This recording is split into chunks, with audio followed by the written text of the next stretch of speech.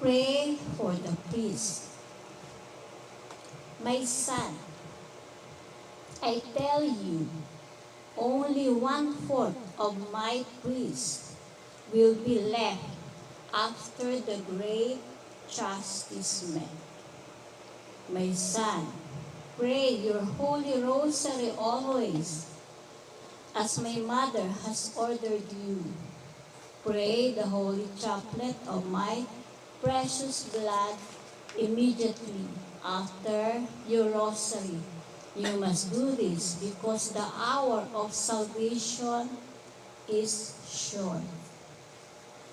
Ito po, ipanalangin ang ating mga kaparehan dahil after ng great chastisement, alalahanin po natin ang great chastisement ay on hand na, malapit na.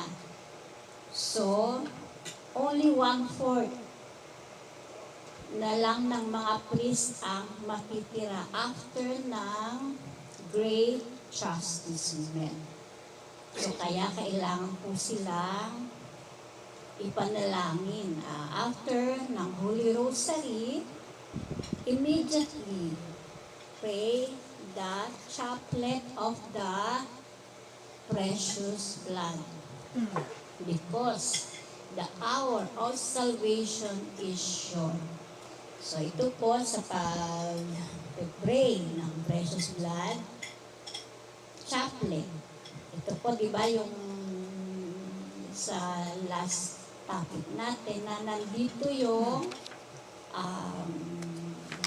mga petition. So meron po itong 7 petitions para sa pagdadasal ng chaplet ng precious blood para sa ating Catholic Church, para sa hierarchy. Diba po yung mga pope, yung cardinals, yung mga bishops, yung mga priests. Yun po. Number 3, yung mga clergies. Number 4, ang entire faithful. Number 5,